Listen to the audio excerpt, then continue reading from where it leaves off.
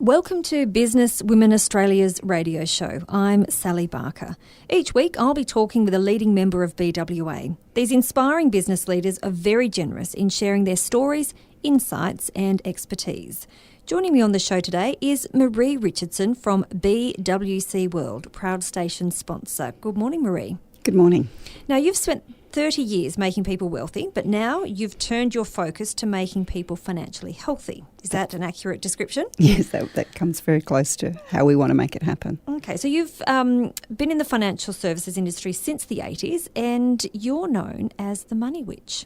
Yes, a phrase that was coined by a client quite a number of years ago and it's kind of stuck. It is a nice money witch, I should say. It's not the Wicked Witch of the West. Well, today we will be talking about making the world a better place by encouraging business, small and large, to invest in people so that they can, in turn, invest in their communities. What does that mean? Well, what we're trying to do now, as opposed to making individuals wealthy, meet their goals, meet their objectives, is actually take some of that same expertise that was involved in creating wealth, be it investment related or in terms of their needs and objectives, and taking it to generally the smaller business up to probably about $10 million in turnover, and showing them better ways to actually manage the resources that they have available to them so that they can contribute without necessarily losing funds that are available to them now. So doing business better, but with a very specific purpose of giving those profits back into an area of their that's connected to their heart. So what are some of the things business can do? Well, we've got a couple of projects on the go at the moment. Traditional landowners in the northwest of WA is a key one as we help them become job ready to contribute to their economy rather than living on welfare. There's a lot of young people in those areas that don't necessarily have the skills.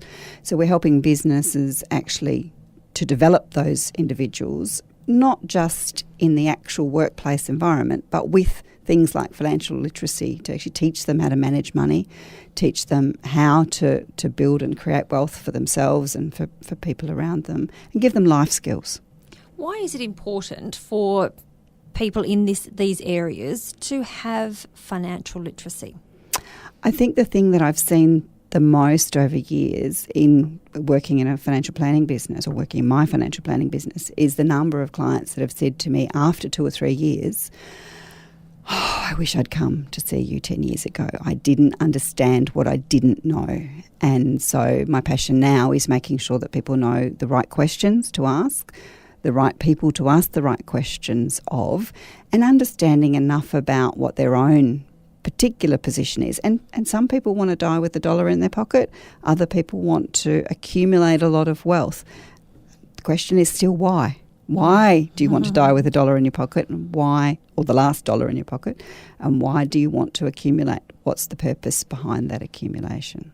So is mental health, depression, poverty, are they all linked to financial literacy?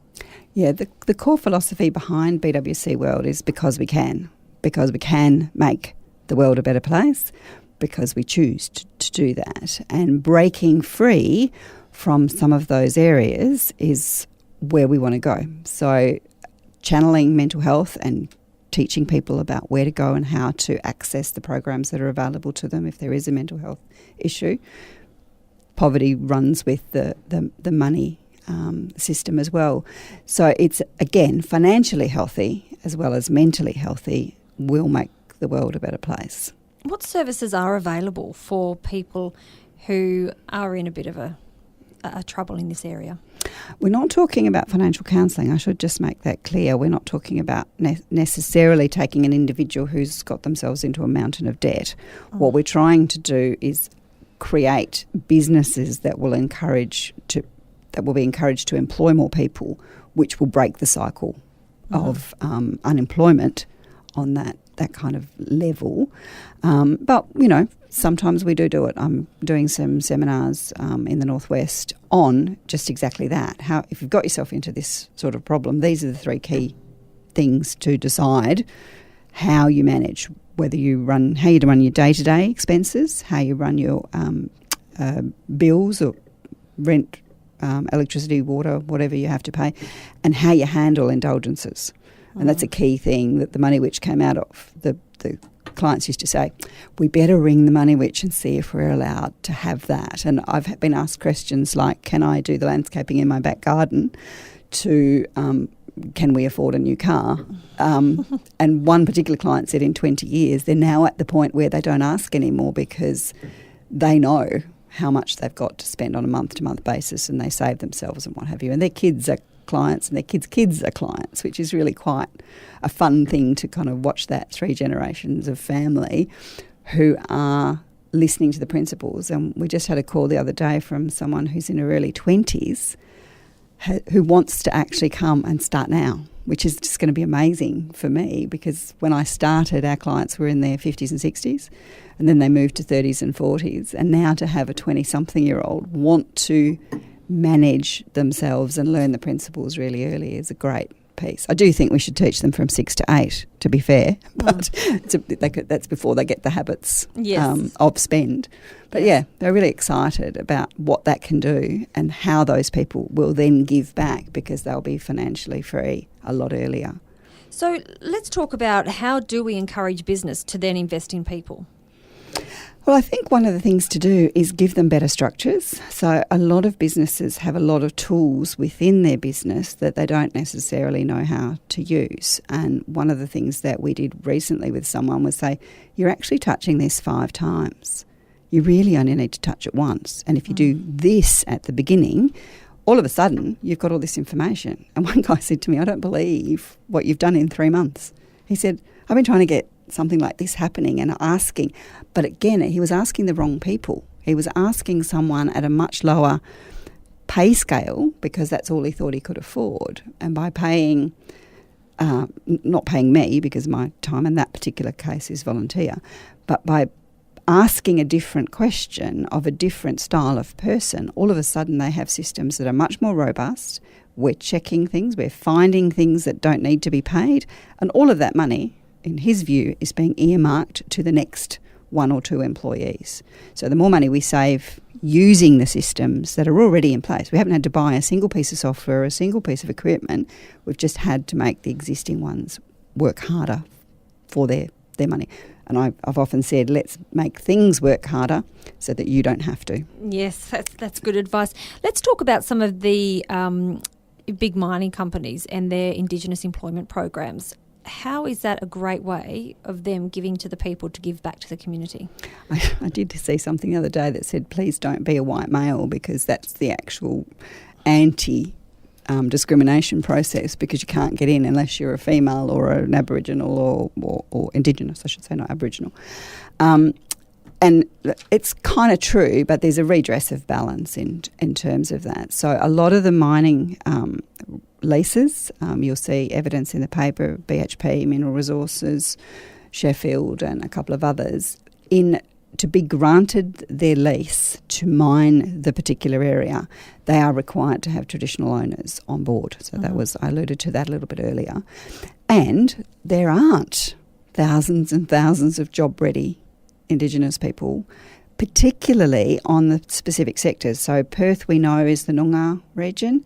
The issue for us is we can't transplant a Noongar to the Kimberley.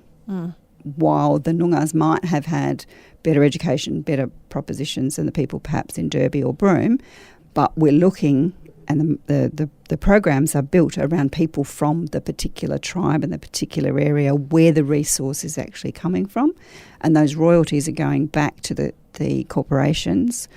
So trying to do a joint venture to help them train basic skills, first aid, sometimes working at heights, all of those sort of things are, if we can find businesses who are happy to take those people on as traineeships, it's kind of like an apprenticeship proposition, but the businesses are developing themselves. They're not developing them based on handouts from governments or other agencies, although some of the Aboriginal corporations are happy to contribute to equipment needed. You know, some of the boys come in fully outfitted with their high-vis gear and their boots and whatever they need to use. So that's obviously a saving for the business as well, but it's not the prime proposition because that stays with the worker as he moves on to the next field. So BHP have just launched a traineeship program. They're looking for, I think, 150 people. But if these small businesses don't put the time in to actually making them job ready, you're not going to find 150 overnight. No, you're right. In any region. So how does it differ from philanthropy? There is a philanthropic edge to what we're actually trying to do. The concept is, I'll use the banking example, the business may need funding to actually do some of the expansion. So rather than go down the traditional route, a philanthropic foundation may come in on a debt equity play. So they'll lend you, let's say you want to borrow $100,000, they keep it simple and nice and easy to count. $50,000 that might be given in the way of a loan with a particular coupon rate of return, which means the foundation's getting a guaranteed return on its money. Mm-hmm. The other $50,000 might buy a small percentage of equity in the business so that when the business makes profits, the foundation generates that too. So it's a little bit different to the normal lending model, and we've got quite a number of people who are interested in actually lending that capital in to get those things started. And we've had the first one come off quite nicely. Things are launching later in the year, but the monetary return on a 6-month investment has been phenomenal. That's not why we're doing it, but it will help us to help the next business along the way. Wonderful. Thank you so much for joining us on Business Women Australia's radio show. Marie Richardson from BWC World, proud station sponsor. Thank you.